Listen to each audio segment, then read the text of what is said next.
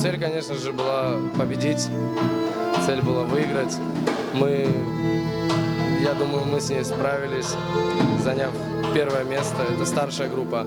Еще с нами отправилась младшая группа в количестве 9 человек. Они заняли второе у нас место. Но тоже очень достойно для этого конкурса. Но я чувствовал гордость за свой ансамбль, за свой народ.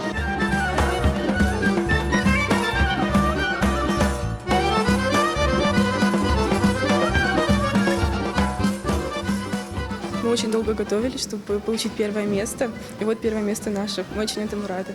Когда мы были в конкурсе, я не ожидал, что мы победим в танцемании. И я очень горд, что я в ансамбле Джемили. Первые эмоции – это, конечно же, волнение, потому что это такой масштабный уровень. И я очень рада, что нам выпала такая честь. Мы единственные, кто представляли крымско-татарский народ.